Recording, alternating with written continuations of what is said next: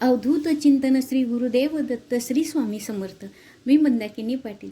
माझ्या होममेड रेसिपीमध्ये तुमचं खूप खूप स्वागत. आजचा दिवस तुम्हाला सुखा समाधानाचा, शांततेचा, उत्कर्षाचा जाऊ ही स्वामी समर्थ महाराजांच्या चरणी प्रार्थना. बघा, आजची रेसिपी म्हटली म्हणजे बघा, तुम्ही कधी पाहिलेली असेल का नसेल हे मला माहिती नाही, पण एकदम आगळी वेगळी अशी ही रेसिपी आहे.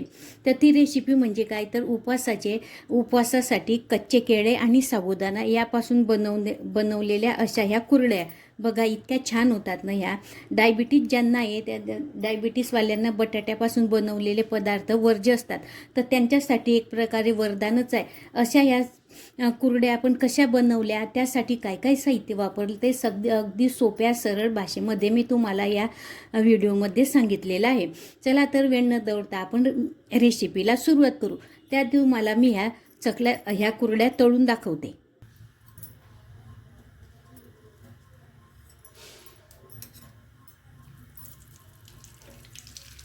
हे बघा, तेलामध्ये टाकता बरोबरच कशा छान फुलतात तर या.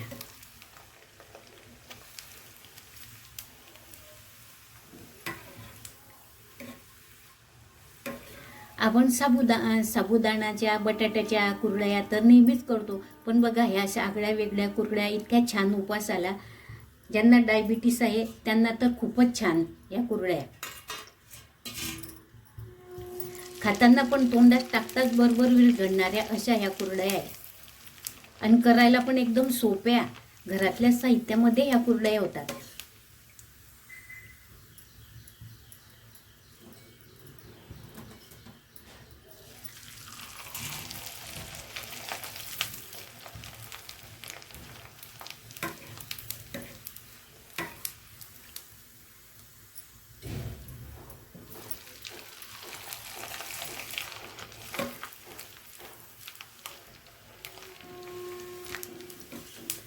अशी उपवासाची दुप्पट फुलणारी कुरडई इतकी छान लागते ना खायला, एकदम वेगळीच चव असते. तोंडाची चव ज्याची गेलेली असते त्याच्या तोंडाला ही कुरडई खाल्ली की एक चवच येऊन जाते.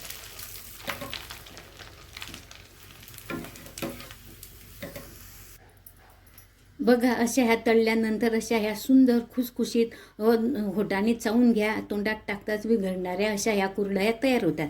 चला तर आपण वेळ न दवडता रेसिपीला सुरुवात करू. रेसिपी आवडल्यास चॅनलला लाईक करा, शेअर करा, सबस्क्राईब करा. धन्यवाद. हे बघा, बघू शकता हा साबुदाणा मी सकाळी 3 वाट्या हा साबुदाणा मी सकाळी भिजत घातला होता. आपण नॉर्मल खिचडीला जसा साबुदाणा भिजत घालतो गार पाण्यामध्ये तसा भिजत घातलेला होता. आता रात्री हा बघा भिजून जवळजवळ 6 वाट्या हा भरलेला आहे साबुदाणा. आता यामध्ये हा 6 वाट्या भरल्याच्या दीडपट आपण उकळतं पाणी याच्यामध्ये घालून घेऊ.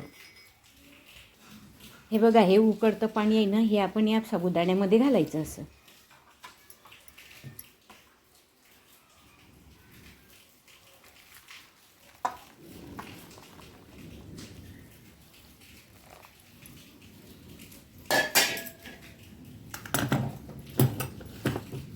आणि हा साबुदाणा चांगला असा खालून वर असा करायचा.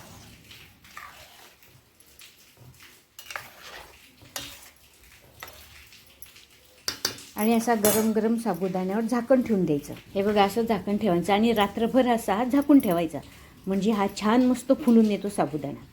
हे बघा, त्यासाठी ना हे जवळजवळ 18 केळं मी कुकरमध्ये उकळायला टाकलेलं आहे. केळं टाकले आणि त्यामध्ये पाणी टाकलेलं आहे. आणि आता याच्या आपण ना जवळजवळ 7 ते 8 शिट्या मंद गॅस मीडियम गॅसवर करून घ्यायच्या.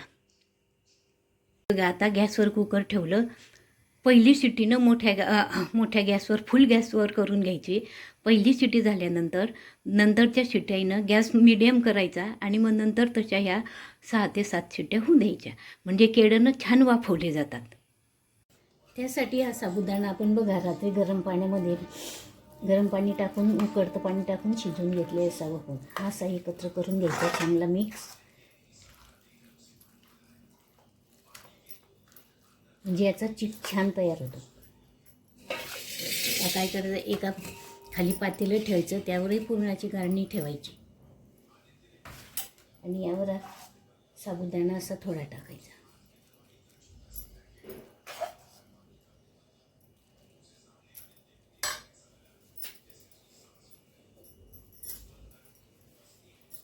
आणि कुठलंही भांडं घेऊन त्याच्यानं असा रगडून घ्यायचा.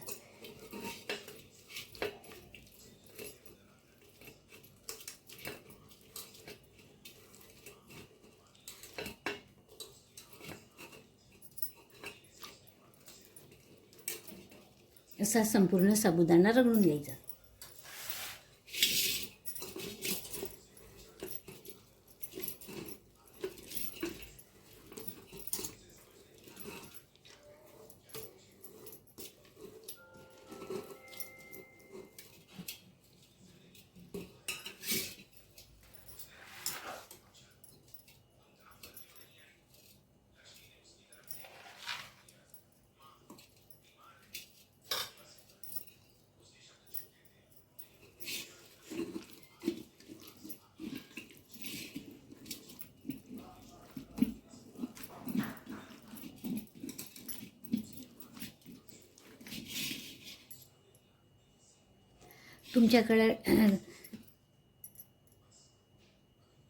तुमच्याकडे जर हे पुरणाची गाळणी नसली ना तर तांदळाच्या गाळणीवर गाळलं तरी चालू शकतं.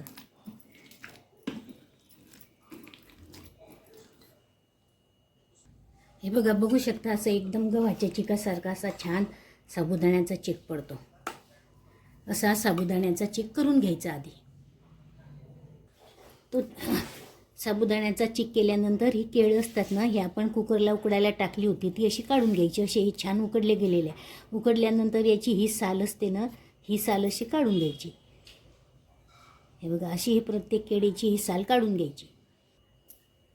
आपली ही केळी अशी सगळी सोलून झालेली. सोलल्यानंतर काय करायचं, एक पुरणाची गाळणी असते ना ती घ्यायची, खाली पातेलं ठेवायचं किंवा गमळी ठेवायची आणि त्यावर हे असे 2-2 केळं टाकायची. हे बघा,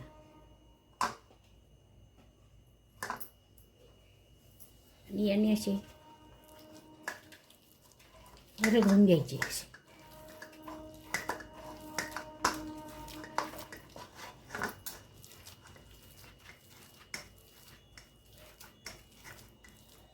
असे सर्व केळे रगडून घ्यायचे. आता हे केळ्याचं आपण हे खिसून घेतलं आहे ना उकडलेली केळी, त्यामध्ये हा साबुदाण्याचा चिक असा कालवायचा, असा पूर्ण टाकून घ्यायचा.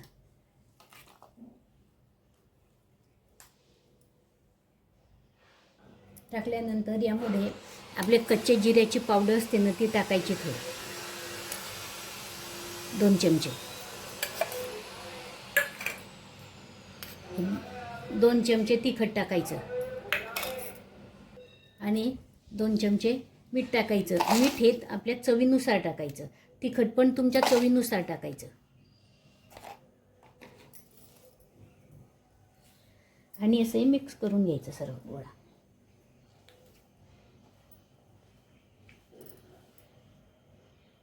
याच्यानं ह्या आपण कुरड्या करत आहे साबुदाणा आणि कच्च्या केळी यापासून ह्या कुरड्या बनवायच्या उपवासाच्या. ज्यांना डायबिटीस असतो ना त्यांना ह्या कुरड्या खूप खायला चांगल्या. बटाटा हा डायबिटीसवाल्यांना चालत नाही, त्यामुळे ह्या अशा कच्च्या केळ्याच्या आणि साबुदाण्याच्या करायच्या. ह्या खायला पण खूप छान लागतात, चवदार. असा हा गोळा पूर्ण मिक्स करून घ्यायचा. हे बघा, असं सगळं मिक्स करून असा हा गोळा तयार करायचा. ह्या कुरड्या तुम्ही घरामध्ये पंख्याखाली सुद्धा वाढवू शकता. त्यासाठी एक प्लॅस्टिकचा कागद अंथरून घ्यायचा आणि असा हा साचा घ्यायचा. तुमच्याकडे जो असेल तो साचा घ्यायचा. तुम्हाला जी आवडेल ती चकती लावायची जाड बारीक, आणि त्यामध्ये हे सारण असं भरायचं. त्यानंतर अशा ह्या कुरड्या गाळून घ्यायच्या सगळ्या.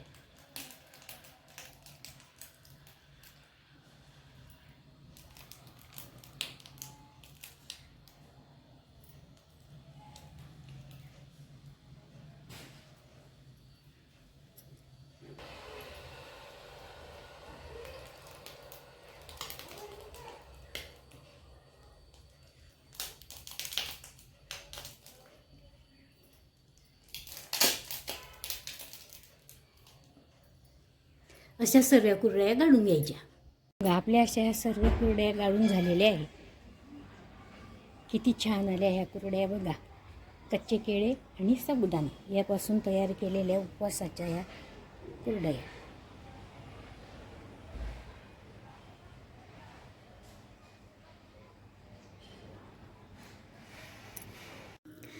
हे बघा, हे आपलं साबुदाणा आणि कच्चे केळी यापासून अशा ह्या कुरडया ह्या 3 दिवस वाळल्यानंतर अशा ह्या तयार झालेल्या आहे.